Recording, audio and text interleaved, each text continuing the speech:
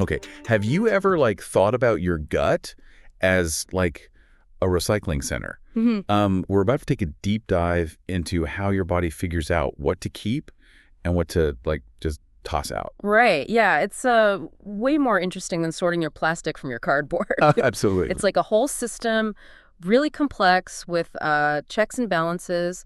And today we're focusing on one of its key players. Okay. Beta-Glucuronidase. Okay, I'll bite. Beta-Glucuronidase, I'm kind of vaguely familiar with the term, but why don't you refresh my memory a bit? Why is this enzyme so important? All right. So imagine your liver is just really carefully packing up all the stuff that your body doesn't need. The excess hormones, the waste products, the toxins, Right. slapping on a shipping label, get this out of here. Okay. And beta-glucuronidase is the customs officer. It decides if those packages actually get shipped out or, just sent right back into circulation. So it's making decisions about what gets detoxified and what just sticks around? No pressure or anything? Exactly. And this is where it gets really interesting. If beta-glucuronidase levels are too high, your body kind of gets stuck in this recycling loop, It reabsorbs things it's trying to get rid of. Oh, wow. And then, on the other hand, if the levels are too low, the elimination process just gets really slow and inefficient. Yeah. And either way, it can just cause imbalances. Okay, and I'm guessing that those imbalances, they can show up in some pretty unpleasant ways. For sure. You can get bloating, fatigue, weight fluctuations, and hormonal issues, especially with estrogen. But it's not just about feeling kind of yucky. Chronically elevated beta-glucuronidase activity has been linked to more serious health problems down the line. Okay, so that's definitely got my attention. So let's break it down. What exactly is beta-glucuronidase, and how does it work on a molecular level? Well, it's an enzyme, so that means it's a protein that helps facilitate all those chemical reactions in the body. Specifically, beta-glucuronidase acts on compounds that have gone through a process called glucuronidation. Glucuronidation. Yeah. That sounds intense. It's actually a really vital detoxification pathway. Basically, your liver attaches this molecule called glucuronic acid to different substances, and it basically tags them for elimination. Right. And those tagged compounds, they're transported to the gut, and that's where beta-glucuronidase really comes into play. So it's the liver is saying, here's the trash, and beta-glucuronidase is deciding whether to take it to the curb or bring it back inside. That is such a great analogy. That's exactly it. And that decision it makes, it has this ripple effect throughout your whole system. Wow. And especially when it comes to hormones. So let's talk about that. You mentioned estrogen specifically. What's the connection there? Right. So estrogen is one of those many compounds that goes through that glucuronidation process. Yeah. And when it's tagged, it's, ready to be excreted. But if your beta-glucuronidase levels are high, it can actually detach that tag and send the estrogen right back into circulation. And too much estrogen, that can lead to all sorts of problems, right? Absolutely. What kinds of things? We're talking everything from mood swings and irregular periods to more serious things like endometriosis and even an increased risk of some cancers. Wow. Okay, that is a pretty compelling reason to keep this enzyme in check. So let's say someone suspects their beta-glucuronidase levels are out of whack. What can they do about it? There are a few key strategies. First, let's talk about diet. What you eat has a huge impact on your gut microbiome. Okay. Which in turn influences beta-glucuronidase activity. Okay, yeah. I'm sensing a fiber's your friend lecture coming on. You know me too well. Yeah. But seriously, fiber plays a crucial role here. It acts as a prebiotic, so it feeds the good bacteria in your gut. That help regulate beta-glucuronidase. Plus, it helps bulk up your stool and move things along. So it prevents those tagged compounds from just hanging around in your colon too long. So more leafy greens, less processed junk. Exactly. And don't forget about resistant starches.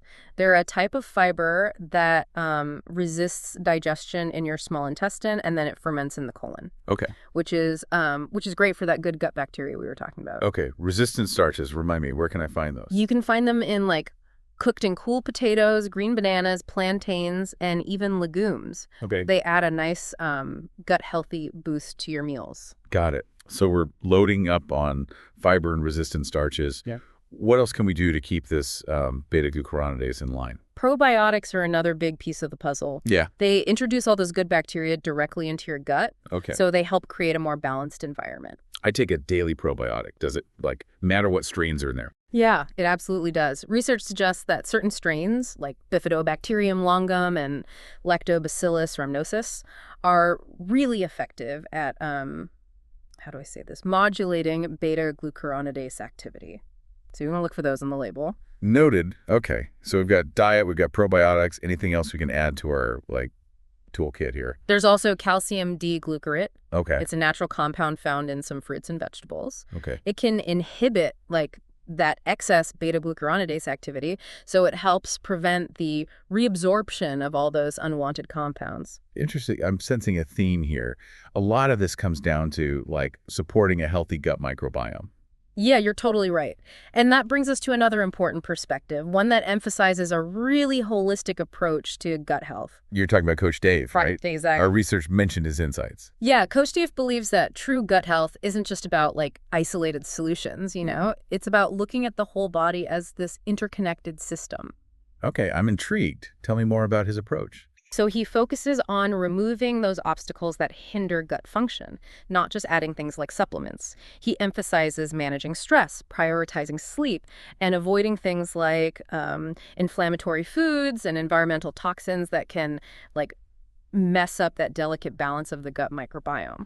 So it's not just about what we put in our bodies. It's about minimizing the things that, throw our systems off. That's it, exactly. Right. And Coach Dave sees beta-glucuronidase as a key indicator of overall gut health. Right. So if the levels are chronically high, it's like a sign that your system is just having a hard time getting rid of waste efficiently. Mm. And that can just have this cascading effect on, everything. Wow. From hormone balance to your energy levels. This is fascinating. It's like beta-glucuronidase is like a canary in a coal mine, Right. Alerting us to these deeper imbalances. Yeah, that's a great way to put it. And the good news is, by addressing those underlying imbalances, we can support healthy beta-glucuronidase activity and ultimately optimize our overall well-being.